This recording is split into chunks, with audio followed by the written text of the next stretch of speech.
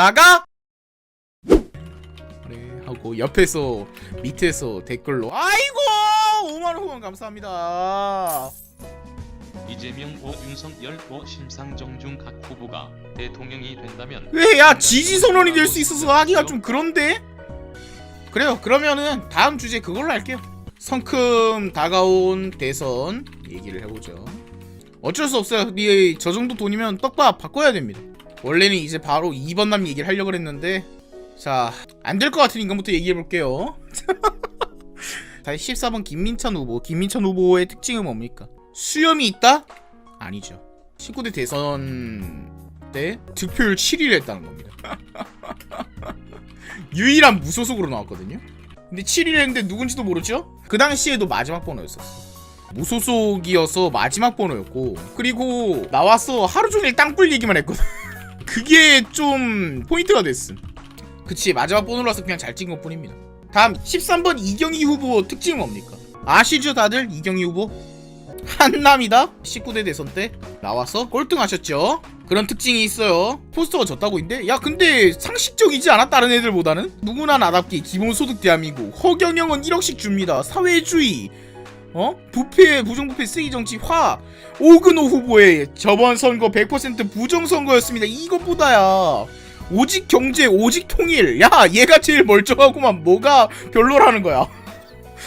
제일 멀쩡한데 씨발 뭐가 문제라는 겁니까? 그리고 이제 12번 김재현 후보 이슬람 특징 뭡니까?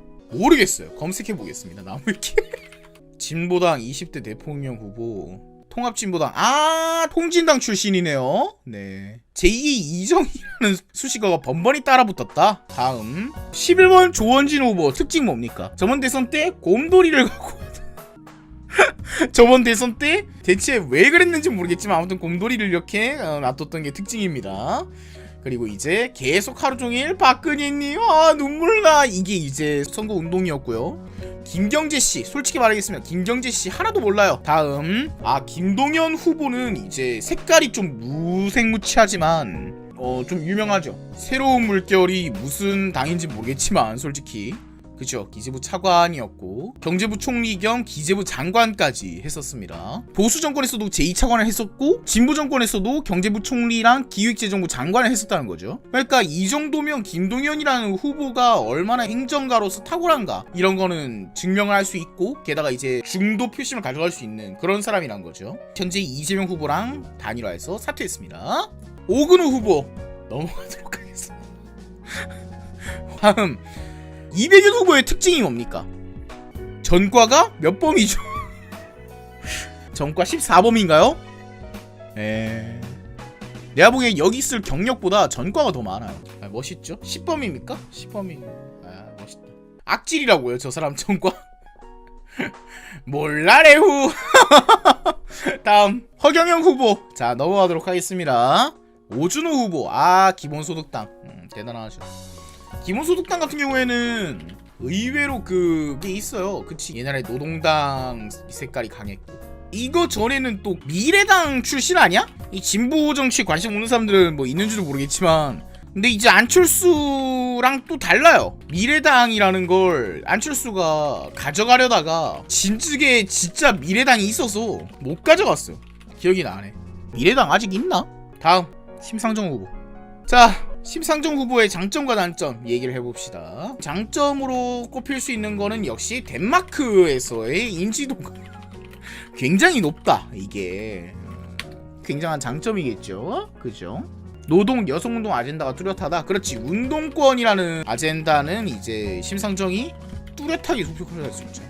다만 이거에 대해서는 약간 의문인 게 운동권이었음에도 불구하고 현재는 노동계가 심상정을 지지하지 않아. 왜냐면 일단 노회찬 의원이 죽은 이후부터 그 정의당이 노동 이슈를 잘 못 만들어요. 그래서 현재 운동권이라는 색깔 자체는 좀 작다. 그리고 다음은 이제 페미니스트 얘기를 해야겠죠. 무조건 페미니즘 표를 무조건 흡수할 수 있다.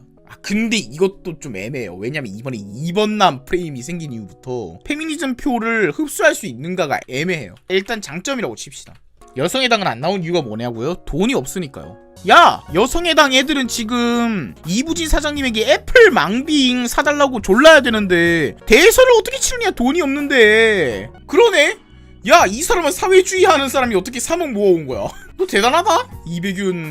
이백윤씨 대단한데요? 아, 근데 얼굴이 좀 호감 아닙니까, 이백윤씨? 좀 남자답게 잘생긴 듯? 단점은 뭘까요? 이 심상정 후보의 단점은 뭘까? 페미니즘 표 때문에 다른 표를 흡수할 수 없다. 이 비호감도가 존나 높다는 거죠, 문제는. 그리고 허경영에게 따인 지지율이라는 프레임이 좀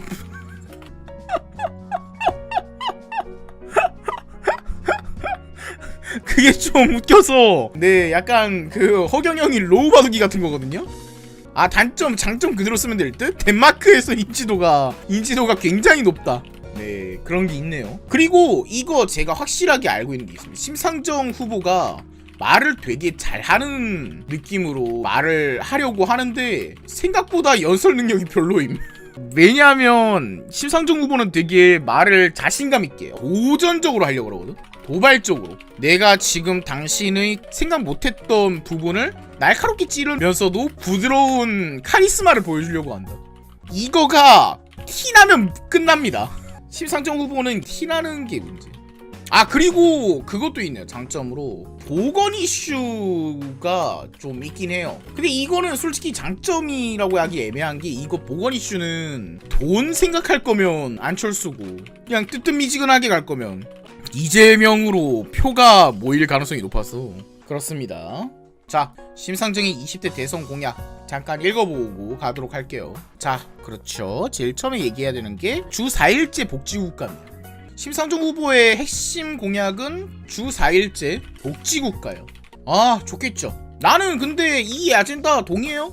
나는 우리나라 세율이 너무 낮다고 생각해요. 아, 이거는 제 포지션을 먼저 얘기하고 가겠습니다. 저는 예전부터 진보, 통진당, 정의당, 요 라인 진보 정치를 계속 지지하던 사람이에요. 그래서 저는 이 복지 아니면 세율 높여야 된다, 이런 거에 굉장히 우호적입니다. 그래서 이거는 제가 당연히 이 선거 직전이니까 당연히 중립을 유지하려고 하겠지만, 저는 이런 성향 때문에 제가 편향될 수 있다는 겁니다. 나는 편향되지 않았다고 하면 거짓말이잖아. 니네가 걸러들었어요. 알았어. 이게 낫지 않습니까? 자, 그래서 여러분이 걸러 들으시기 바랄게요. 뭐 하여튼 세율을 높여서 복지를 해야 된다, 그리고 주 4일제를 해야 된다, 저는 이 의도에 대해서 굉장히 공감합니다. 심상정 후보의 이 슬로건이 굉장히 괜찮다.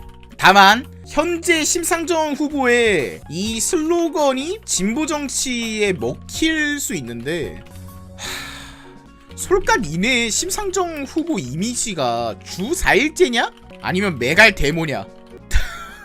솔직히 물어볼게. 아, 근데 심상정 후보 자체가 메갈리아를 지지하거나 그런 거를 이제 보여주진 않았어요. 이거는 진짜 확실하게 하고 가야 돼요. 심상정 후보 자체는 그 메갈리아 이런 거 급진적으로 나오는 거 이해는 한다, 이런 말은 했지만 그렇게까지 지지하지 않았어요. 데모급이 아니에요. 데모급이 아니야. 그쪽이랑 손잡자고 한 적도 없어요. 봐봐, 킹경대님이 말하고 있잖아요. 정의당이 메갈당인데 이렇게 말하고 있잖아. 심상정이 직접 뭐 그런 이슈를 언급하지 않아도 이미 메갈당 당수라는 걸로 이미 메갈 데모가 되어버렸어. 때문에 이거는 이제 심상정 개인에 대해서 논할 때는 애매하다는 거예요. 그래서 이제 심상정 후보는 뭐 그런 포인트가 있다 라고 말을 할 수가 있겠네요. 다음, 신노동법 핵심 공약 얘기해볼게요. 아, 이거는 진짜 심상정 후보의 특징적인 공약까지는 아니어도 이거는 하겠다고 하는 게 좋죠. 왜냐면 5인 미만 사업장 쪼개기 같은 걸로 근로기준법 안 지키는 사람들이 엄청 많아. 그리고 최근 노동 문제가 사실 사람들에게 잊혀진 듯 하면서 은근히 풀뿌리적으로 박혀 있어요. 왜냐하면 예전에는 불쌍한 노동자들, 무지렁이 노동자들을 노무사가 구해준다, 아니면 내몰린 노동자들을 진보 정치인들이 입법으로 구해준다. 이런 프레임이었거든. 지금은 풀뿌리적으로 노동 문제가 박혀있어 머리에. 지금 이 채팅창에서 하여튼 빨갱이 쉐리덜 이러면서 그러는 사람도 지가 편의점 가서 알바했는데 주유수당 안 나오면 바로 검색해가지고 그 뭐야 노동청이 찌를단 말이야. 찌를 준비가 되어 있어. 특히 젊은 세대일수록 요 자기 사상과 상관없이 노동 문제는 이미 머릿속에 박혀 있다는 겁니다. 그래서 요거에 대해서는 이슈를 잘 가져온 것 같습니다. 주 4일째 얘기. 여러분들도 아실 거예요. 이거 주 5일째 하면 나라 좆된다는 얘기가 엄청 많았어. 토요일 출근 안 하면 월요일에 더 힘들어. 이런 개 족같은 소리 나오고. 말도 안 되는 그때 광기를 아셔야 됩니다. 근데 주 4일은 진짜 좆될 것 같다고요? 글쎄 난 주 4일이 있는다고 그렇게 좆될 것 같지 않은데. 다만 나는 그렇게는 돼야 된다고 생각해. 주 4일째를 하려면 전 국민이 동시에 쉬는 일은 없어야 돼. 이거의 전제 조건을 나는 분명히 이렇게 달아야 된다고 생각해. 회사가 연속적으로 돌아가려면 전 국민이 다 같이 금, 토, 일을 쉰다? 이렇게 가는 건 말이 안 돼. 그러니까 지금은 사실 워라벨의 되게 중요한 부분이 남들 쉴 때 쉬는 거죠. 하지만 사실 서비스업 하는 사람들, 자영업 하는 사람들 다들 금토일을 못 쉬어요. 사실 요즘 토일에 쉬는 사람들은 안정적이고 그런 사람들이에요. 어차피 이런 토일에 쉰다는 거 자체가 그렇게 많지 않아. 주 4일째가 되려면 주말이랑 주중의 분간이 없어지는 꽤 급진적인 사회 시도가 필요해. 안 그러면 회사에서 3일간 업무가 비어버린다? 단절성이 너무 커요. 근데 이렇게 되면 뭐가 문제냐? 종교계가 반발할 거고요. 뭐 서로 데이트할 시간도 잘 안 나겠죠? 주 4일째가 현실적으로 되려면 일하는 시간이 탄력적이어야 하는데 그거 자체가 워라밸을 좀 깨는 경향이 있어요. 다음 연차휴가 25일로 확대. 연차휴가 25일로 확대 좋죠. 하지만 현재 있는 연차도 못 쓰는 사람 많다는 거. 다음 생애주기별 노동시간 선택제. 이건 뭐죠? 이건 좀 궁금하네. 육아, 돌봄, 학업 등의 필요가 생길 때 노동시간을 유연하게 선택할 수 있는 권리. 저거는 제가 말했던 그거랑 비슷하네요. 아까 주 4일제를 하려면 노동시간을 탄력적으로 해야 된다는 거. 그거를 얘기하는 것 같아요. 자, 여러분은 이제 여기서 아마 많은 분들이 심상정은 안 뽑겠다라고 생각을 할 수가 있다라는 생각이 드네요. 이미 여기서 평등수당 얘기가 들어가는 순간부터 여기서 이제 심상정은 좀 이러면서 이제 생각이 들 수가 있다고 생각하고.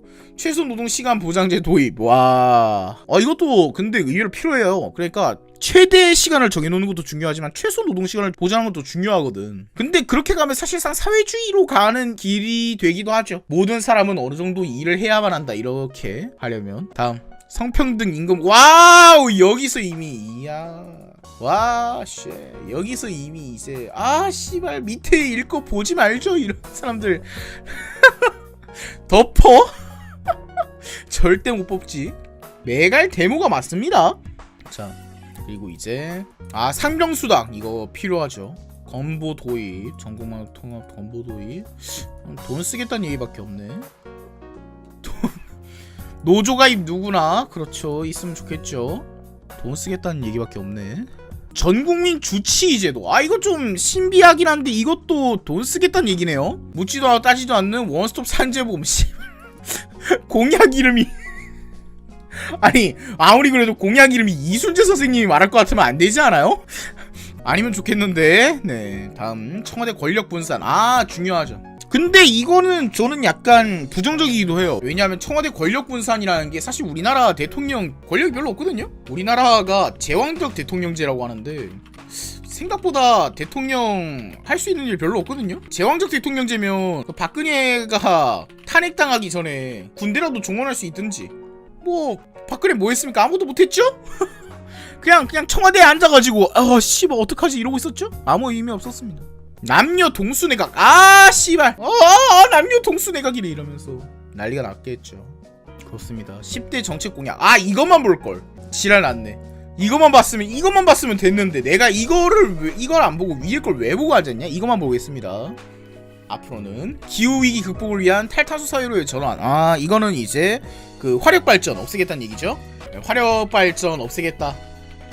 그럼 이제 원자력 쪽으로 가겠다는 얘기인가? 근데 신재생 에너지만으로는 불가능하지 않나? 뭐 어쨌든 하겠답니다. 어쨌든 하겠다고 하고 노동자, 자영업자, 농어민의 일할 권리와 기본권 보장. 아 이건 당연히 하는 말이죠. 보장 안 하겠습니다라고 하는 후보가 어디 있습니까 세상에. 노동자, 자영업자, 농어민의 일할 권리와 기본권을 보장하지 않겠습니다라고 말하는 사람은 세상에 없어요. 그리고 성차별, 폭력 없는 성평등 사회 실현. 이것도 안 하겠다고 하는 사람 없죠 세상에. 부동산 불평등 해소 투기 근절, 그리고 조세 개혁. 그렇습니다. 기후 위기. 대체 기후 위기랑 부동산 불평등이랑 왜 같은 그거에 놓여져 있는지 모르겠지만 앞만 봐도 똑같은 영역에서 말할 영역이 아닌데 왜 똑같은 영역이 나눠져 있는지 모르겠지만 그렇습니다. 다음 이제 불공정 해소. 불공정 해소. 네, 그렇습니다. 네, 할 말 없네요. 평화와 공생의 한반도 국제사회. 이것도 뭐 해야 할 말들입니다. 다 할 말들밖에 없습니다. 자, 이번 윤석열 후보 일을 해봅시다. 국민이 키운 윤석열 대 1을 바꾸네 또. 아 근데 이번에는 포스터를 이재명이랑 윤석열이 둘 다 잘 만들었다고 생각합니다. 캐치프레이즈를 잘 만들었어 확실히. 이재명 후보 같은 경우에도 본인의 그 강점을 딱 보여줬어요. 위기에 강한 유능한 경제대통령. 왜? 이재명의 핵심은 유능하다니까. 자, 그리고 윤석열 후보 같은 경우에 이제 바꾼다가 포인트입니다. 그리고 국민이 키운 윤석열이라는 캐치프레이즈도 잘 만든 거예요. 뭐 왜냐면 윤석열이 가져가려는 아젠다는 나? 당파 없어. 무당파야. 그런 말씀하시면 안 돼요. 국민들 지지로만 올라온 사람이야. 이거고 다음은 이제 근데 바꿔야겠지? 이게 아젠다란 말이야. 그러니까 현재 보면은 이재명이 보수처럼 보이고 윤석열이 진보처럼 보입니다. 내 눈에는. 나는 그렇게 보여. 이재명은 나 지난 문재인 정부에서 잘한 건 계속 이어가고 못한 거는 바꾸고 그렇게 해가지고 안정적으로 이어갈게 라는 게 이재명이 가져가려는 아젠다고, 윤석열이 가져가려는 아젠다는 나 바꾼다. 나 바꿀 거야. 나 싹 다 바꾼다. 나 공정함의 상징이 알겠어 이런 거야. 그래서 이거 두 개 합쳐지면 뭐냐면 나는 어떤 당파로 바꾸는 게 아니라 나는 국민의 편에 서서 바꾼다. 이게 이 윤석열 후보의 포인트입니다. 알겠죠? 대선 공약을 읽어볼게요. 간단하게. 자, 10대 공약. 좋네요. 코로나 긴급 구조 및 포스트 코로나 플랜. 이거는 이제 사실상 간지러운 게 긁어주는 공약이라고 봅니다. 윤석열 후보는 반감으로 이루어진 후보예요. 제가 분석하기로는. 여러분은 다른 생각을 할 수 있어요. 저는 그렇게 생각합니다. 윤석열 후보는 반감으로 이루어진 후보입니다. 유달리 나는 이 사람이 너무 좋아서 지지할래가 아니라 안 바꾸고 못 살겠다.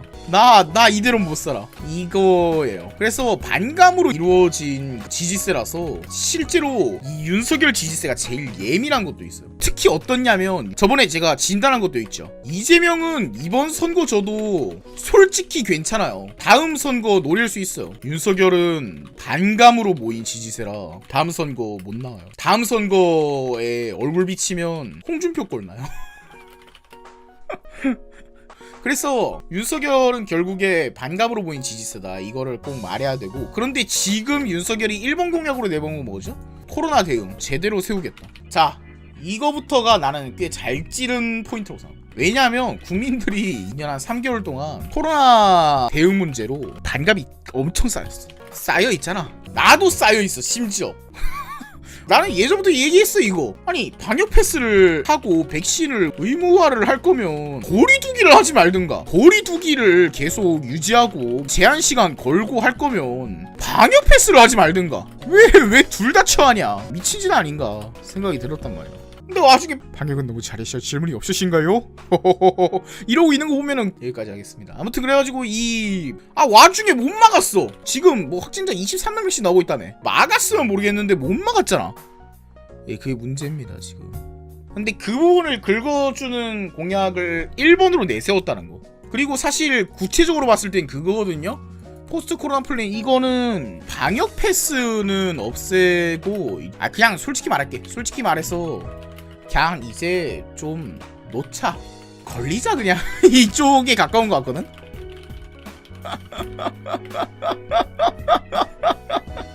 에이 씨발 그냥 걸리자라는 느낌이라고 생각이 가까운 것 같거든.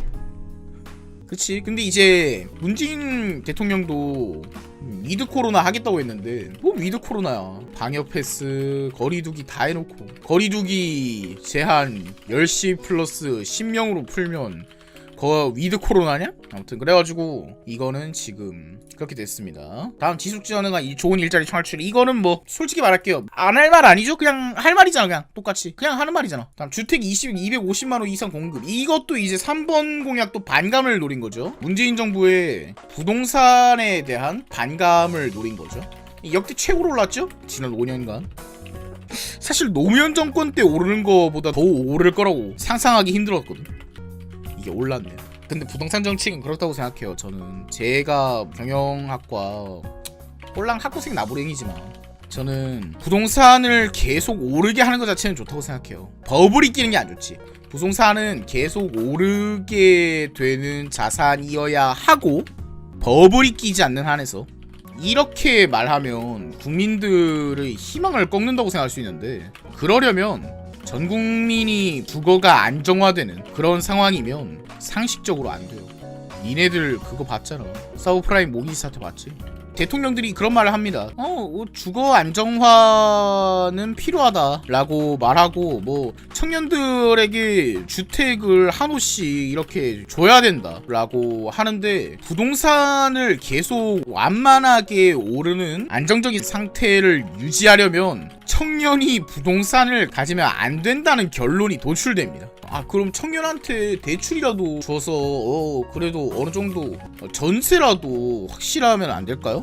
이것도 집값 하락의 요인이에요. 왜 하락하면 안 되냐고? 왜 하락하면 안 되냐면 그걸로 기반해서 올라가는 금융상품이 너무 많고요. 지금 우리나라의 금융소득 대부분이 부동산으로 이루어졌기 때문이에요. 전 국민이 꿈꾸고 있는 이상향이 오르고 있는 나의 강남집 플러스 세를 한 5개 주는, 이게 전 국민이 바라고 있는 이상향이라고. 이 전 국민이 이거를 향해 뛰고 있어. 그리고 우리나라에서 좀 중노년층에서 경제적으로 안정된 사람들 전부 이렇게 살고 있어요. 월세로 한 120만원 받아서 노부부가 이제 느긋하게 살아가는, 이게 이제 국민의 노후 대비란 말이야. 집값이 떨어지면 어떻게 되냐면 이 구도가 완전 박살이 나와요. 노인 빈곤율은 훨씬 높아지고 현재 국민들의 라이프 스타일 급격히 전환해야 되는 포인트가 됩니다. 캐나다 어떻게 사는지 알죠? 저축 안 하잖아. 연금 보험 거기에 돈 넣고 그냥 살잖아. 한 달 벌어서 한 달 살잖아. 한국 사람들이 그렇게 살 수 있을까? 지금 당장 여러분 그렇게 살라고 하면 살 수 있을 것 같아요?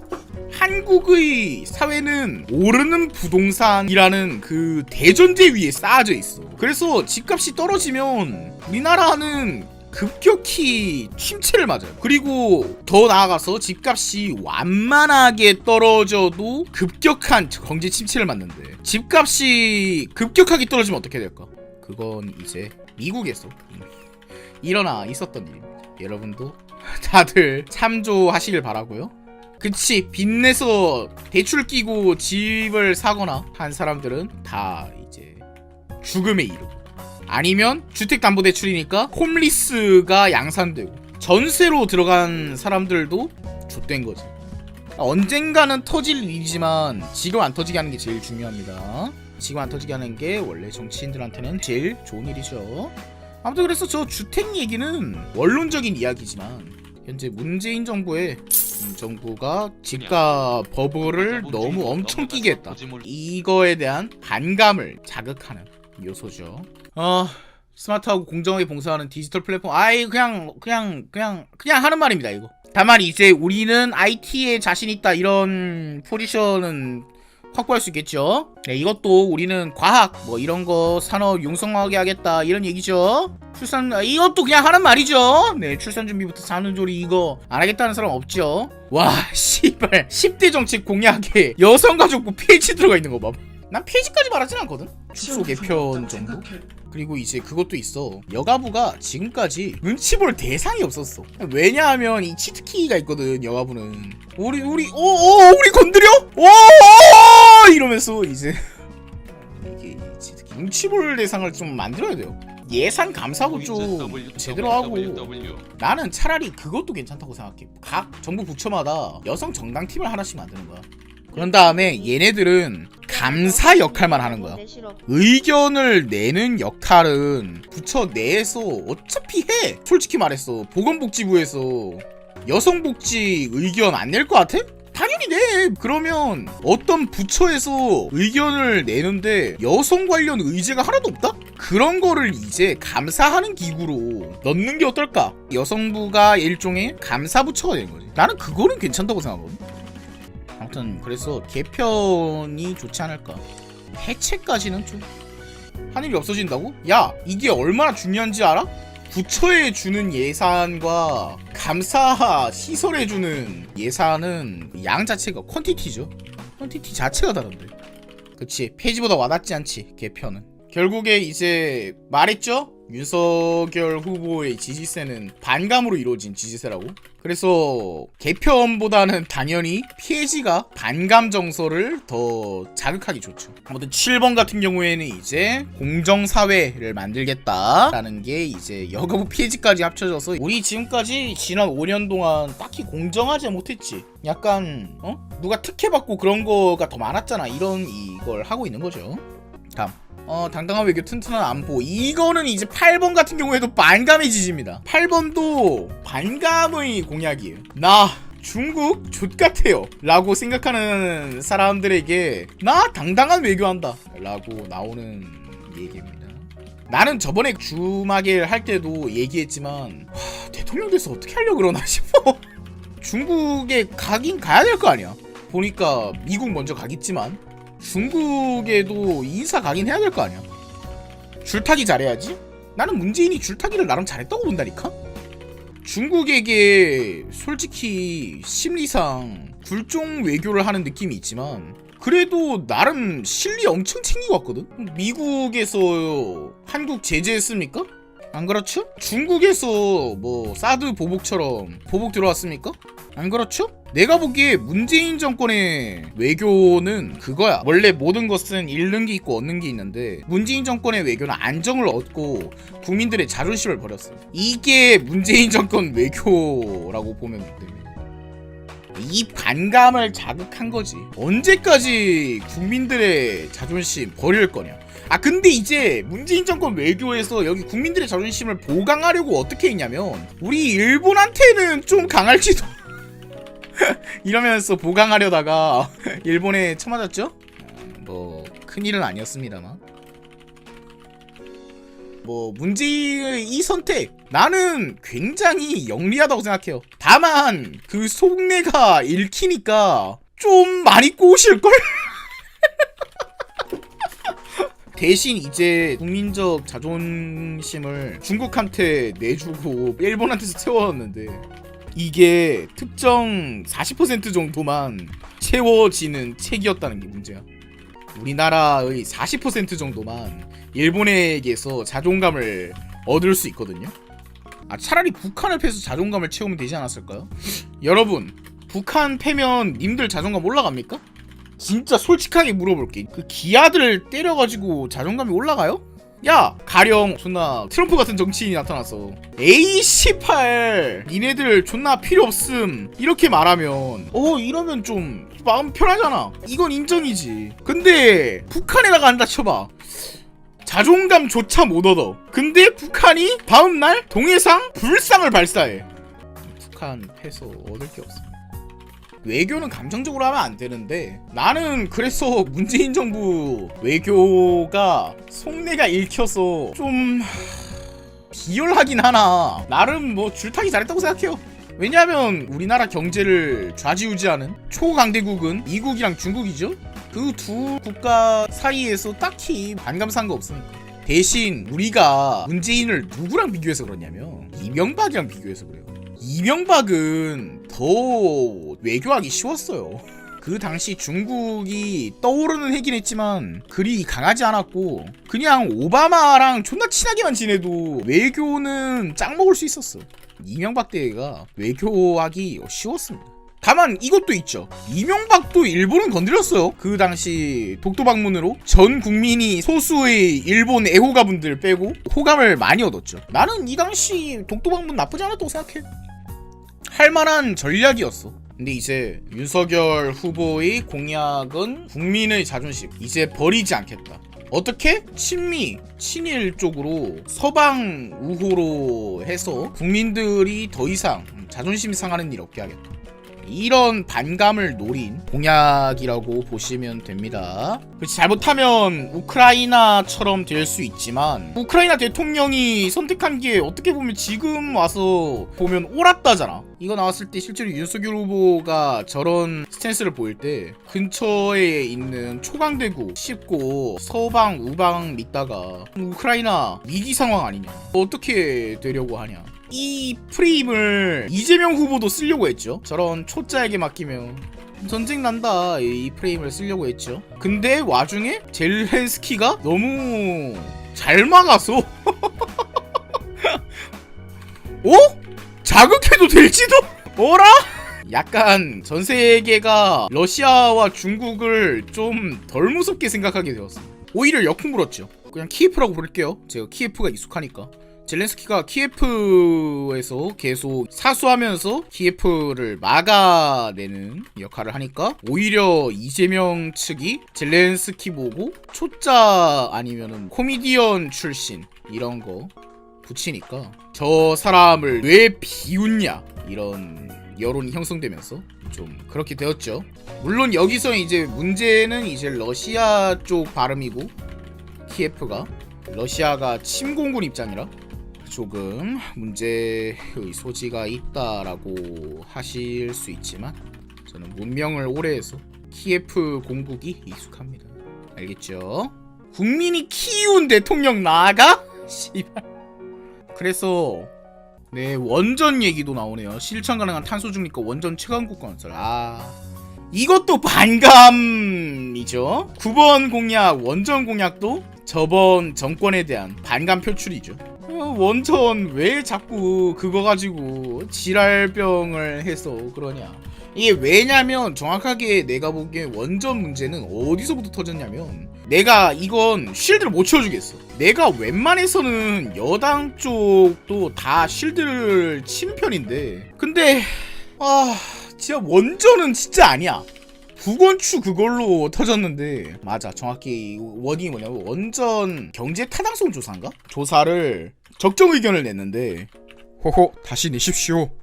적정 의견인 것 같은데 호호 죽고 싶으십니까? 이러면서 이제 헤이 씨발 그래 죽여라 호호호호 그래야지요? 이러면 이래가지고 이제 이게 드러나면서 난리가 났었죠? 이거는 사실 지금 내가 농담처럼 말해서 그렇지 과학계가 정치 권력의 눈치를 봤다는 거예요. 과학계뿐만 아니지 경제계도 봤다는 거지. 과학 경제계를 정치 권력이 그 의견은 아닌 것 같으신데요? 이러면서 압박을 줬다는 게 되게 큰 문제예요 사실. 내가 박근혜한테 학을 뗀 게 뭐냐면 국정교과서였어. 와 씨발 국가가 그럴 수가 있나? 정치 권력이 압박을 줄 수밖에 없는 그런 포맷으로 교육을 하겠다는 건 이거는 권위주의다 라고 생각했는데 저건 하다못해 우리가 정치 권력으로 압박하겠다가 아니라 국정교과서다 보니까 현 정권의 권력에 압박의 여지가 있다 인데도 문제였거든. 근데 원전 타당성 조사는 그냥 정권이 압박을 했다야. 알겠어? 이거는 큰일이란 말이야. 이게 어떻게 보면 더 큰 문제일 수도 있단 말이야. 근데 호호호 체르노빌, 후쿠시마 여러분 무섭지 않으십니까? 공포를 자극하는 방식으로 국민들에게 이제 유야무야 넘어갔습니다. 야 근데 나 지금 윤석열 얘기하는 거 맞지? 나 왜 지난 5년 평가하는 거 아니야? 아까 심상정 얘기할 때는 다음 5년간은 이렇게 되어야지 이었는데 왜 윤석열 후보 공약 읽고 있을 때는 문재인이 지난 5년간 이런 반감을 샀지. 이런 말밖에 못하겠냐? 윤석열 후보의 다음 5년은 어떻게 보면 그런 해가 될 것 같아요. 2017년에서 2022년까지를 덮어씌우고 저장. 그거가 윤석열의 비전인 듯. 이게 웃긴 일인데, 그치, 국민이 키워낸 후보가 아니라 문재인이 키워낸 후보죠. 네가 나를 완성시켜. 와, 배트맨 대 조커네요. 아무튼 그래서 윤석열 후보 자체가 반감의 표상이다. 그래서 나는 윤석열 후보가 제시하는 미래가 뭔지 모르겠어요. 그러니까 니네가 지금 족같아 하는 문재인 대통령 시절 실책들 그냥 그거를 돌려놓겠다 라는 게 큰데, 그게 애지간히 먹히는 거 보면 애지간히 반감이 크긴 한가 봐요. 공정한 교육과 미래인재 육성, 이것도 그냥 하는 말이죠. 이것도 그냥 하는 말입니다. 이건 좀 죄송합니다. 이건 제가 경영학과라 이건 좀 흥미롭네요. 고실력 유입을 위해서 스톡옵션 제도를 개선해가지고 데려오면 약간 거의 외부 인재들, 유출된 인재 아니면 뭐 외국인 인재들을 데려오면서 오너십을 가질 수 있게 하는 거라고 생각하니까 좀 괜찮네. 민간인이 냈다고요? 저거? 괜찮네? 아이디어가 좋은데? 나는 스튜어드식 경영이나 그런 게 필요하다고 생각해요. 일하는 사람이 CEO가 시키는 대로 하는 수족이 아니라, 혹은 대리인이 아니라, 이게 경영계의 화두 중 하나야. 한국에서 스튜어드십이 가능한가? 근데 이제 스튜어드십까지는 아니어도 약간 오너십까지 주면서 괜찮으네. 아이디어는 좋은 것 같은데 나는 필요하다고 생각을 해와서 저거가. 우리나라 대리 문제가 너무 커. 공매도 제도 개선? 이건 좀 반대인데. 차라리 공매도는 허락을 해야 된다고 생각하는데. 내부자든 매도 제한은 필요하지. 이렇게 개선하겠다고? 개인 투자자가 불리하지 않도록 제도 개선하겠다고? 이거는 의미가 있지. 의미가 있죠. 나는 부동산 정책은 무의미하다고 생각합니다. 청년 원가주택 공급 이거 무의미하다고 생각해요. 반대로 경제를 망하게 할 수도 있습니다. 왜냐면 이거를 하면 우리나라 사회가 확 좆될 수가 있어요. 사실상 이게 뭐냐면 서브프라임들에게 주택 공급하겠다는 얘기는 뭐냐면 집값을 떨어뜨리겠다는 얘기도 되지만, 집값을 확 떨어뜨려버리면은 이제 거품 확 빠져버려가지고 경제위기 촉발할 수도 있다는 얘기가 되기 때문에 위험할 수 있어요. 대신 종부세 폐지하겠다? 야, 이거 해야 됩니다. 양도소득세 개편 이거 해야 됩니다. 이거 왜 이렇게 씨발 양도세가 비싼 거야? 우리나라는 양도세가 너무 비싸요. 취득세도 비쌉니다. 이거 말도 안 됩니다. 이거. 차라리 매달 버는 거를 더 가져가라고. 저런 거 이제 자산 샀을 때 가져가는 거 말고. 야, 근데 이게 확실히 거대 양당에서는 나오는 얘기가 많다. 자, 다음 이제 이재명 넘어갈까요? 잠깐만요. 윤석열 대권 주자로서의 그거가 있었는데. 장단점. 이거나 읽어볼까요? 잠깐. 장점. 박근혜 이후로 가장 강력한 보수 대권 주자. 맞죠. 사실이죠. 다음, 친박으로부터 자유로운 대선 주자. 사실이죠. 장점이죠. 본선 경쟁력. 이것도 사실이죠. 성품과 성품과 매력 모르겠네요. 솔직히 성품이랑 매력이 어떤지 모르겠습니다. 네. 전국에서 높은 지지자 충성대망론 푸시. 그렇죠. 사실 충청대망론에 그거가 있고, 전국적으로도 이제 비호감을 살만한 지역이 별로 없죠. 그리고 이제 광주 지역 아젠다도 가져오면서 전라도 지역 지지율도 좀 가져올 수가 있고, 주목할 만한 국제경험? 이거는 의외인데? 국제경험이 있어? 몰랐다. 국제경험 협약을 주도했던 적이 있다. 미국 연방경찰과 검찰과 업무 협약을 검찰 시절에 했던 거네요. 네거티브에 강한 내성. 이거는 이제 동의합니다. 왜 동의하냐면 문재인 정권 때 민주당에서 엄청 흔들어댔는데도 절대 검찰총장을 놓지 않은 분이에요. 어떻게 보면 멘탈 갑입니다. 그리고 나 같으면 그지랄병으로 싸우고 이주석이랑 화해 못하는데 저 사람이 이주석이랑 화해했잖아. 멘탈은 진짜 좋은 듯? 윤석열 옛날 발언 중에 겁나 웃겼던 게, 아무리 흔들어대도 몸무게 100kg대라 잘 안 흔들린다. 본인의 이 약점이라고 볼 수도 있는 몸무게로 이제 들이친 거, 이거가 좀 호감 포인트. 정치적 아웃사이더로서의 이점. 그치, 친문진영의 반대급부. 처음엔 친문진영의 검찰총장으로 시작했는데 검찰총장 재임 당시 행보. 그냥 이건 장점이자 단점일 수 있어. 왜냐하면은 민주당 지지자들은 검찰총장 당시 이 윤석열의 행보를 배신으로 받아들이기 때문에, 사실 보수당 지지자들은 윤석열이 박근혜를 날렸죠. 그런데도 불구하고 윤석열을 보수당 후보로 세운 거 보면 사람에 충성하지 않는 건 보수 지지자들이 아닐까요? 과연 사람에 충성하지 않는 건 윤석열일까? 아니면 친박 태극기 집단일까? 어제는 친박 태극기 부대로 윤석열 죽여라 살려라 하던 사람이 오늘 친윤 세력 대장으로 나타나. 존나 웃겨.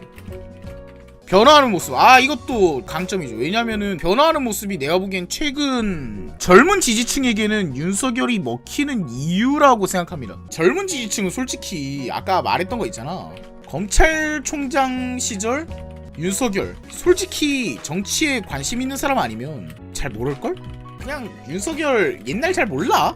그냥 이준석이랑 존나 싸우고 이혼하는 가장 같은 이미지였지, 젊은 층에겐. 그럼에도 불구하고 화해하고 이준석 전략을 잘 따른다? 저 사람 말 안 통하는 신지의 원툴인 줄 알았는데 의외로 정치 감각이 있네? 의외로 잘 숙이고 들어가네? 여기서 호감을 많이 샀다고 봐요. 나도 그래서 윤석열을 제가 지지하는 입장은 아니지만 좀 어른스럽기는 하다. 처음에는 약간 윤석열 후보가 찍어 누르는 꼰대 이미지였거든. 그러니까 이준석으로 대변되는 젊은 표심이고 뭐고, 나는 국민의힘을 사당하겠다, 이제 국민의힘이 아니야 윤석열 당이다, 이런 냄새가 풀풀 풍겼거든. 근데 이제 그 뒤에 본인이 잘못한 거 인정하고, 본인 선거 전략이랑 어떻게 보면 본인 이상은 이제 당내에 많은 의견을 모으고 중도로 가는 거, 이게 본인 이상인데 그 이상을 내쳐버리고 국민의힘 색깔에 맞췄다는 거잖아. 그래서 오히려 윤석열이 더 호감일 수 있다라고 생각해요. 뭐 초반에 꼰대 같은 건 꼰대인데 어떡하냐. 근데 이제 반성할 줄 아는 꼰대면 상위 10%다, 이런 인식이 아닐까요? 윤핵관이라고 불리는 사람들이 대체 뭔 조언을 한 거야? 그냥 다 씹어도 된다고 조언을 했던 거야? 왜 그랬던 거야? 나는 그게 좀 웃겨. 아무튼 그래서 그 이후로부터 갑자기 선거 전략 확 바꿨죠? 그래, 옛날에는 굽힌다는 이미지가 아니었어. 윤석열은 안 굽히는 사람인 게 매력이었어. 잘 굽히는 사람이면 문재인한테 굽혔겠지. 어떻게 보면 안 굽히는 게 매력이었는데, 이제 국민의힘 들어와서 자기 이상 버리고 굽혔다는 게 호감 포인트가 된다는 게 신기한 거죠.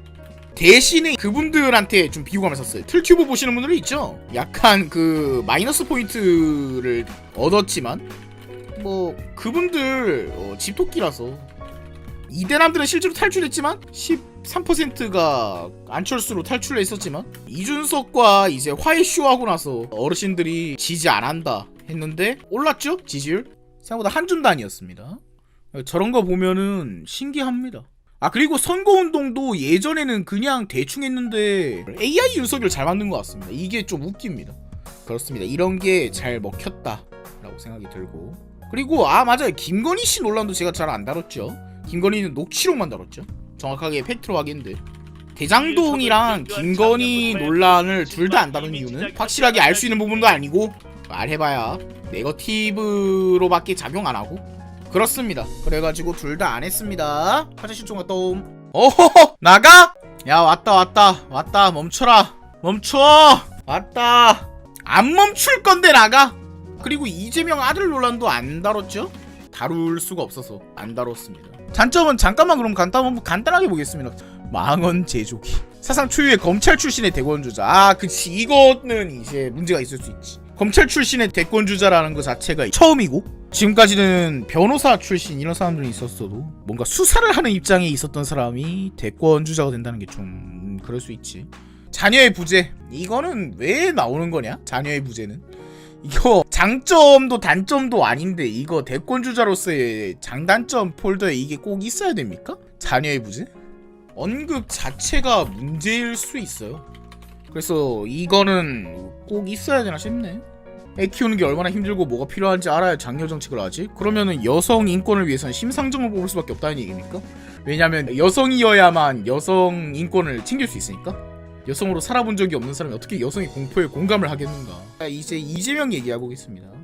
위기에 강한 유능한 경제 대통령 이재명. 나는 근데 슬로건 다 괜찮다고 봅니다. 왜냐하면은 이재명은 현재 문재인 정부의 기조는 이어갈 것 같으면서 문재인보다 유능하다라는 이미지가 셀링 포인트입니다. 내가 보기엔 지금 문재인은 존나 슬퍼요. 왜냐하면 1번 후보랑 2번 후보가 둘 다 문재인은 무능하다를 전제로 잡고 가잖아.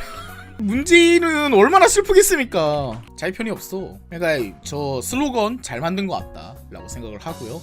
유능한 모습, 유능한 행정가이면서 민주당 정권의 색깔을 유지할 것이다. 요거를 유지하면서 유능함만 챙기겠다. 대한민국의 발전에 이재명은 합니다 이런 거죠. 다만 이제 2번 남들 보수 여론 속에서는 이재명은 합니다가 유들유들하게 유능한 기조를 이어나가는 안정성을 보여주겠다가 아니라 이재명은 사회주의로 갑니다 라고 판단하고 있습니다. 그런 오해가 만연하죠 2번남 여러분들이. 그래서 지금도 댓글창에 어떻게 민주당이 보수 이러고 있죠. 내 눈엔 씨보수예요. 권위주의 보수 그 자체입니다. 다음 이곳에 이재명이 세부지역별 공약은 물론이고 대부분의 분야별 공약이 잘 정리돼 있다. 원하는 분야별로 선택하세요. 야, 이 이재명 후보 지지층이 이 나무위키를 잘 활용하네요. 이재명 마이너 갤러리 홍보까지 하고 대단한데요? 주요 5대 공약, 공정성장 실현, 사회적 데이터별 통합. 이거는 이제 우리 보수적으로 하겠다라는 얘기입니다. 우리 문재인 정부의 기조를 계속 그대로 이어가겠다. 경제적 기본권 보장. 이것도 당연한 얘기입니다. 다음 보편복지국가 토대 구축, 포용사회를 넘어 돌봄사회로. 이것도 그냥 보수적으로 민주당 냄새 나게 하겠다는 얘기입니다. 여성이 불안하지 않는 나라, 일과 돌봄의 걱정이 없는 사회. 이거는 이제 심상정표를 빼앗아 오기 위해 써있는 말이죠. 다음 청년이 새로운 대한민국을 만들어야. 이 꽂히는 게 없다. 5대 공약이 꽂히는 게 없어요. 다음 코로나 팬데믹 완전 극복과 피해 소상공인에 대한 완전한 지원. 이거는 이제 슬프네요. 문재인은 민주당 그거죠. 근데 민주당 후보인 이재명 후보 공약에서도 코로나 좀 디스하는 듯한 그게 있다는 게 좀 슬프고요. 그리고 이제 수출 1조 달러, 그리고 국민소득 5만 달러 달성, 주가지수 5천으로 세계 5강 달성. 이게 이제 이재명과 윤석열의 큰 차이점입니다. 이재명 후보의 공약은 성장에 맞춰져 있어요. 그리고 현상 유지 플러스 성장에 맞춰져 있고, 윤석열 후보의 공약은 변화에 맞춰져 있어요. 그러니까 지금 이재명 후보와 윤석열 후보의 공약은 어떻게 보면 정반대예요. 보수와 진보의 아젠다가 정반대로 돼 있습니다. 이재명이 보수고 윤석열이 진보 같죠. 그래서 이제 경제적으로 어떻게 뭐 잘 하겠다 이런 얘기를 하고 있습니다. 뭐 어떻게 하겠다는 건지 몰라도 아무튼 하겠대요. 그래서 이제 하겠다고 합니다. 뭐 경제적 기본권 보장, 여성 안심 평등 사회, 청년 기회 국가 건설. 이거 당연히 해야 되는 말이죠. 왜냐하면 정치권에서 무조건 써야 되는 말들이 있어요. 안심, 복지, 보장, 성장 이런 표현들이 있습니다. 최근에 추가된 낱말로 청년과 공정이 들어가 있어요. 희망! 그렇지, 옛날부터 있었던 말이 희망 무조건 들어가야지. 또 이제 주택 공급. 방전에 이제 윤석열 후보는 25만 호인가 주택 공급을 하겠다 그랬는데 이번에는 311만 호를 씨발. 이것도 이제 문재인 정부의 부동산 공약에 대한 반감으로 드러나죠. 이게 뭡니까 이거 311만원 이거 어떻게 공급하자는 거야. 이거 말이 되는 거야 이거? 화끈합니다. 역시 잼지사님 대단하고요. 어르신, 환자, 장애인, 아동. 이거는 이제 뭐 당연히 해야 되는 말이고요. 공교육 내실화를 이제 정책이랑 공약으로 내걸었네요. 모르겠네. 이거 잘못하면 큰일 나요. 물론 지금 공교육의 질이 땅하에 떨어져 있긴 한데 여기 교사분들이 있을지 모르겠는데 소신 발언하면 나는 학교 다닐 때 교사를 존경해본 적이 별로 없거든요? 두들겨 패기나 했지 뭐. 아니 학생에게 교사의 존중을 요구하지 말라고 그거를 요구하는 것도 뭐 필요하겠지. 왜? 애들은 뭐 이유 없이 어른을 좀 싫어하고 그러니까. 근데 교사도 너무 존중받을 짓을 안 해요. 아니, 기본적으로 교사도 다 공무원들이라 일하기 싫어하고 귀찮아하고, 그리고 사립학교일수록 예전에 배운 거 그대로 가르치고 그래요. 이거 모르겠는 문제 있어서 물어보러 가면 안 가르쳐줘 씨발, 답지보래. 이게 나랍니까? 물론 이제 많지 않아요. 소수의 교사들이긴 합니다. 근데 교사 집단 전체가 평균적으로 존경받을 만한 인물인가? 와, 나는 면접장에서 립서비스로라도 부모님도 존경한다고 말 안 하는 사람인데, 교수면 존중하겠다 내가. 교수는 학벌을 보면 존경하게 돼요. 학벌을 보면 저절로 내 몸이 공손하게 자세가 바로 잡히고 카이스트 경영대학원에서 파생상품론 물론 박사를 따고 오신 분인데 그 사람 앞에서는 내가 건방을 뗄 수가 없어. 교사에 대한 존중은 필요하겠죠. 어른에 대한 존중. 근데 교사 막 두들겨 패고 그런 사람들은 지네 애미애비 말도 안 들어요. 지네 애미애비도 두들겨 패요. 걔네는 원래 어른에 대한 존중이 없어. 교사도 그냥 그들에 대한 희생자가 될 수밖에 없어요. 문화강국 싫어한 거, 문화강국 이거 문화 무조건 들어가야 되는 포인트죠. 대통령 4년 중임제 개헌 추진. 이거 잘 썼네요. 이거는 언제가 논의를 반드시 해야만 하는 얘기인데 이거 괜찮아요. 이거는 진짜 공약으로 잘 내세운 것 같습니다. 왜냐하면 민주당 쪽에서 염원하는 거기도 해. 그러니까 민주당의 바람인 동시에 딱히 보수당 입장에서 싫어할 이유도 없는 공약이야. 그냥 잘 내세웠네요. 그치, 홍준표도 꺼냈지, 문재인도 꺼냈어. 2017년에 당선 직후에 꺼냈어요. 소적용 안됩니다. 본인이 중임제 공약을 내세워서 입법되면 본인이 다시 나올 수 있는 게 아니에요.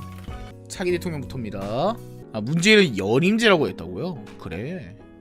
소확행 공약 시리즈, 솔직히 말할게요. 공약에다가 소확행 붙인 거부터가 이미 실책입니다. 공약 이름에다가 소확행 붙인 거 자체가 이미 이재명 후보가 너무 영포티 냄새나. 가상자사 관세 1년 늦추겠습니다. 이게 뭐가 소확행인지 모르겠어요. 밤낮 없는 오토바이 소음 이제 그만. 이륜차 전면 번호판 부착 의무화. 씨발, 이재명 뽑았어야 됐는데 사전투표. 씨발, 끝내. 투표를 해버려가지고 이거는 진짜 이재명, 이재명은 합니다. 이거 진짜 미쳤다. 이륜차 전면 번호판 부착 의무화는 진짜, 이거는 나 지금까지 방금 전에 윤석열 공약, 심상정 공약 읽을 때 다 해야 되는 일이지 이러면서 읽었는데, 이륜차 전면 번호착 부착 의무화는 이거는 진짜 무조건 해야 돼. 그렇게 스트레스냐고요? 네, 얘네들은 그냥 도로 위에 무법자예요 씨발. 이 10세들이 문제인 점이 뭔지 알아요? 오토바이 충들은 그 4차선 도로를 7차선 도로로 인식하고 있어요. 차선 1 중간, 차선 2 중간, 차선 3 중간, 차선 4 이렇게 인식하고 있단 말이야 이 새끼들은. 근데 이 지랄 해놓고도 처벌을 안 받아. 인도까지 쓴다고요? 근데 이 새끼들은 전면 번호판이 없으니까 단속이 힘들어. 미친 인간들이라고. 전면 번호판 만들어야겠네. 꼭 해야 됩니다. 꼭 필요합니다. 꼭. 죄송합니다. 지지선언이 될 수 있었겠네요. 근데 공약이 너무 감동이라. 휴대폰 안심 데이터 무료 제공 관심 없습니다. 청년 면접 관련 완전 지원 서비스 관심 없어요. 공공부문 면접 수당 지급 의무화, 이거 받아가는 거 엄청난 그거 아니죠. 상무 e스포츠단 선수단 성립, 뭐 나쁘지 않습니다. 이거는 이제 우리가 게임계 e스포츠에 관심이 있다. 반려동물 진료비 표준 수까지 도입, 이것도 필요한 그거라고 생각해요. 왜냐하면 애완동물들 다치면 씨발 진료비가 시가야. 무슨 광업하는 것도 아니고. 아동학대, 영아살해 더 엄하게 처벌하겠습니다. 공매도 차입기간 차별금지, 이거 좋은 것 같습니다. 근데 방금 윤석열 후보 공약 중에 있지 않았어요? 공약 중에 있었던 것 같고. 초등학교 3시 동시 학교제 추진, 이거는 아동 대상 범죄를 예방하겠다는 의미인 것 같죠? 그죠? 산부인과를 여성건강의학과로 바꿔서 의료적 기능성 높이겠습니다. 산부인과 명칭 여성건강의학과로 바꾸겠다. 이게 묘하죠. 왜냐하면 남자는 비뇨기과 가기가 좀 그래. 여자도 산부인과를 가야 되는데 가기 좀 그래. 이름이 좀 주는 이미지가 있으니까 좀 쪽팔려서 잘 못 가는 게 있어. 가령 비뇨기과도 남성건강의학과 이렇게 이름 바꾸면 좀 더 접근성이 높아지고, 성기라는 게 중요한데 성기가 굉장히 복잡한 내장기관이고, 근데 그 부분에 대해서 의사한테 가는 게 부끄러워서 못 간다. 그러면 이제 많이 그렇죠. 아무래도 변형 카메라 불법 촬영 범죄 이제 그만. 솔직히 말하면 공포가 너무 과대하게 그거 되고 있는 것 같긴 해요. 불법 촬영을 하는 카메라를 계속 찾아다니고 있는데 별로 없죠. 세상에 그렇게 많이 나오지 않죠. 실제 있는 것보다 불안감이 훨씬 더 많이 그게 된 거가 있죠. 다만 그건 있어요. 왜냐하면 한 번 찍히면 끝이기 때문에 그것이 확률이 얼마나 적든 간에 그걸 한번 찍히면 끝이라 불안감이 클 수밖에 없긴 하죠. 아무튼 그리고 플랫폼 수수료는 온라인 임대료 투명하게 공개하겠습니다. 아, 상병수당 아까 팀 상정 후보 그거에도 있었죠? 머지 포인트 먹기. 머지 포인트는 그건 맞지. 네. 다음 보이스피싱 추적하겠다고 하고요. 딥페이크 인권 침해로부터 국민을 지키겠습니다. 이게 솔직히 말하면 이재명 후보의 공약들이 보면은 느낌 오죠. 이대남들이 학을 떼는 포인트들이 있어. 불법 촬영물, 뭐 딥페이크 이런 여성 불안을 자극해서 남성들에게 은근히 짐을 씌우는 그 프레임적인 발작 버튼들이 있단 말이야. 야, 심상정 보고 메갈 데모라고 한 사람들을 반성하라고. 심상정이 저런 단어 씁니까? 딥페이크 같은 경우엔 근데 연예인이 아니면 힘들죠. 내가 보기에 그냥 정치권 늙은이들이 딥페이크를 잘 모르는 것 같은데? 딥페이크는 진짜 최소 다양한 구도에서 지금 30장 이상의 사진을 요하는데 합성해놓은 사진도 딥페이크라고 생각하는 듯? 다만 그건 있어요. 예전에는 포토샵이든 컴퓨터로 하는 합성이 기술의 영역이었는데 요즘은 마음만 먹으면 여자인 애가 그냥 사진을 찍혔다, 그것만으로도 꽤 불안감을 느낄 수 있게 된 사회라는 거. 왜? 합성이 너무 쉬워지니까. 인스타 가서 30장의 사진, 야 그렇게 안 된다고. 그걸로 안 된다고. 아무튼 그래서 그걸로 불안감을 느낄 수 있게 된 사회라는 게 포인트인 것 같긴 합니다. 그치, 무슨 짓을 할 줄 알고 불특정 남성에 대한 불안감을 느낄 수밖에 없는 사회가 되었어. 이게 문제지.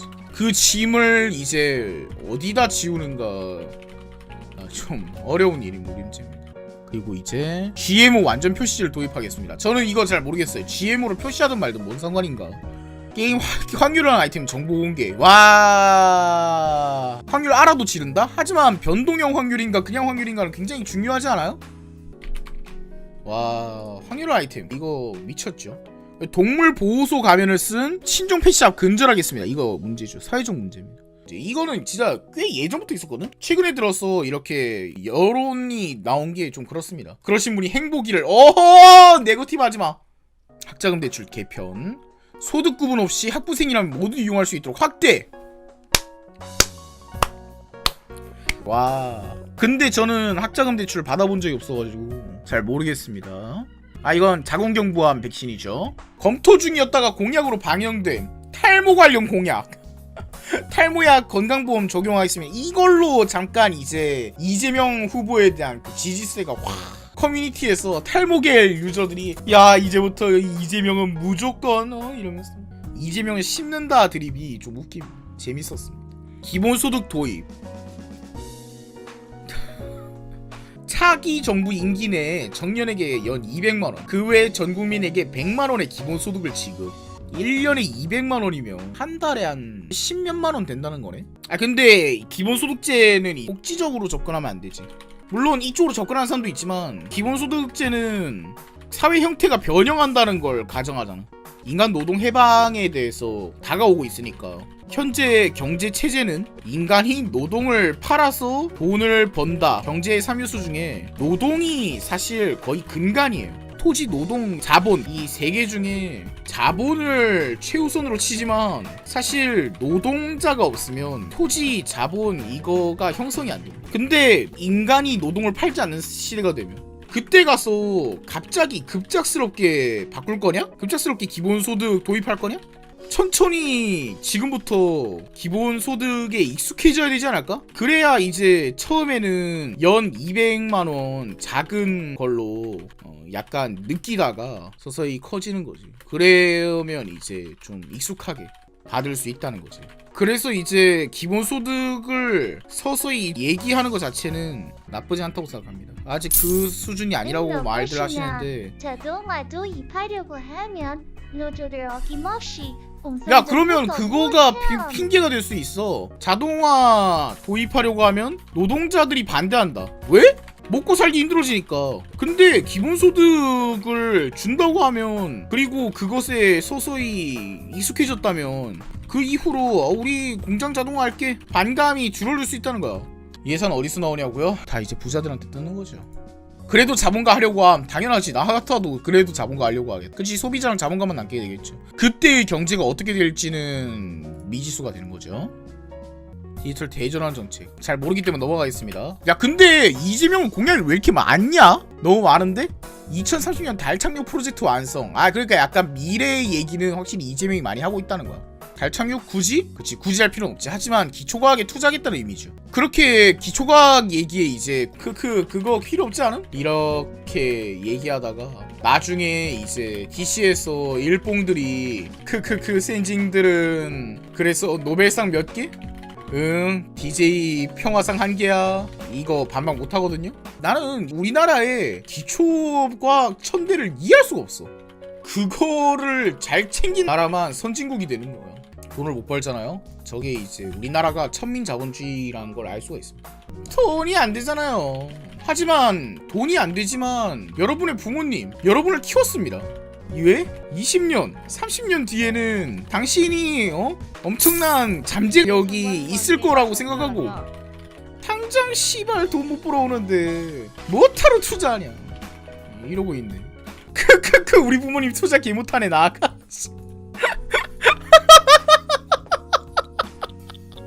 자, 다음 이제 대권 주자로서의 장단점 잠깐 읽어봅시다. 지자체장 시절의 높은 공약 이행률, 유능하다라는 장점이 있죠. 키 지역의 지지 가능성, 그쵸, 이재명 후보가 이 대구 경북 안동 출신이죠. 경기도지사 시절의 높은 지지, 그렇죠, 지지율이 굉장히 높았죠. 자수성가 스토리, 그쵸, 개천에서 용이 났다, 이런 스토리를 이제 사람들이 좋아하기 때문에 이재명 후보에 대한 이 호감이 충분히 될 수가 있죠. 병역 문제에서 비교적 자유로움, 자유롭죠.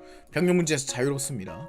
노동자 출신 인권 변호사 경력, 이거 장점인지 솔직히 모르겠어요. 왜냐하면 사람들이 저 노동자 출신 인권 변호사 경력이 있으신 분들에게 좀 학을 떼가지고 장점 될지 모르겠습니다. 다음 활발한 소통과 본인 홍보. 소통 이거 장점이죠. 왜냐하면 내가 보기에 연설 능력은 이재명이 지금 후보 중에 탑이에요. 그리고 실용적인 입장 가지고 있죠. 왜냐하면 이제 민주당에서는 북한 비판을 좀 피하려고 하는데 이재명만큼은 좀 직설적으로 북한에 대한 비판하고 그런 역할을 많이 하죠. 내부에서의 아웃사이더기 때문에요, 기본적으로. 그래서 민주당의 완전 색깔을 다 따라가지 않는데 그래서 이제 좋은 의미가 있을 수 있죠. 본인과 가족의 도덕성과 인성 논란. 이재명 후보, 이 대선 후보에게 무섭다는 이미지가 있다는 거는 나는 오랜만에 본 것 같아. 좀 오랜만이네요. 자, 다음 강성 친문 그리고 친이낙연 지지층의 비토. 그렇네요.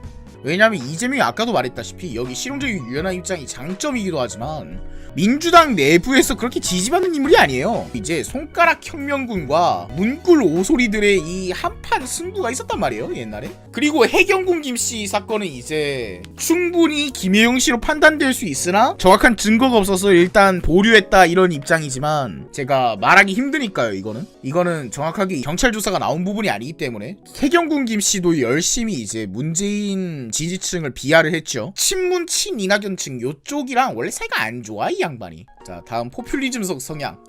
이거 있죠. 단점으로 이런 게 있죠. 이재명 후보는 약간 포퓰리즘적이죠. 사실 대중의 인기를 끄는 방법이라고 말하더라도 조금 그때그때 이슈 따라가는 느낌이 있고, 그리고 그냥 뭔가 긍정적인 관측이 있으면 딱히 고민 안 해보고 얘기하는 느낌도 있어요. 기축통화 때가 이제 다들 그 어이 털렸던 부분이죠. 원이 기축통화가 될 수 있습니다 라고 했을 때 이제 모든 경제학과 학생들, 경영학과 학생들, 그리고 집에서 TV 보다 안철수 안 보고 있었겠구나. 그 사람도 후보로 참여하고 있었겠구나. 얼마나 얼탱이가 없었겠습니까? 원이 어떻게 기축통화가 된다는 거야. 뭐 독선적, 독단적, 일방통행적 성향 약간 있죠. 본인이 이제 다 옳은 듯이 말하는 그런 성향이 있죠.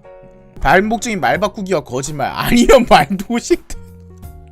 야 이거는 너무 악의적으로 쓴 거 아니에요? 솔직히 독선적, 독단적, 일방통행적 성향 이것도 솔직히 그냥 욕인데 이건 머릿속에 악감이 가득 찬 상태로 쓴 거 아니야? 와 무섭네요. 대장동 개발 사업 2030 여성에 대한 낮은 지지도. 그렇죠. 2030 여성에 대해서 낮은 지지도는 왜 그럴까? 이 2030 여성들도 이재명을 좀 무서워하는 게 솔까 남자보다 여자가 이재명을 좀 더 무서워할 수 있어요. 무섭잖아요. 왜냐하면 그 욕설의 대상이 직접적으로 지정된 게 여성이고, 그리고 이제 아들 논란도 있죠. 진짜 아들 쪽 논란이 내가 보기엔 좀 크리티컬했다고 봐요. 이제 더 이상 이재명이 뭐 여성 존중, 뭐 성매매 근절 이런 얘기를 해도 믿기지 않는다고. 젠더 이슈에 대해서 어정쩡한 입장. 게다가 이재명이 그렇다고 또 젠더 이슈에 대해서 막 여성 편을 쫙 들고 그러지도 않았어. 왜냐하면은 20대 남성들이 얼마나 그 반감이 심한지 알고 있기 때문에 어정쩡한 입장을 가질 수밖에 없어. 맞아, 중간에 반페미를 공유하고 그랬었잖아. 그러니까 너무 왔다 갔다 했다는 거야. 이재명은 차라리 이대남 표심을 완전히 포기해버리든지, 난 그것도 방법이라고 생각해. 아예 이대남 표심을 완전히 바꿔버려. 그런 다음에 계속 그냥 여성들만 계속 공략을 했던 거야. 그러면 훨씬 낫지 않았겠어? 20대 남성들 표가 윤석열에게 집중되는 효과는 있었을지언정 20대 여성들의 표를 좀 더 확실히 먹어줄 수가 있었다는 거야. 아니면 심상정이랑 단일화도 할 수 있었겠죠. 그쪽을 한다면. 여자들이 이재명 지지 못한다고요? 아니야, 뭐 할 수도 있지. 그 사람이 개인적으로 무섭지 그 사람이 내 걸 찍는다고 안 했잖아요. 결국에 이제 이재명은 어설프게 너무 중립을 잡으려고 했어요. 근데 어젠가 여시에 부랴부랴 글 올렸죠. 2번 남 얘기하도록 하겠습니다.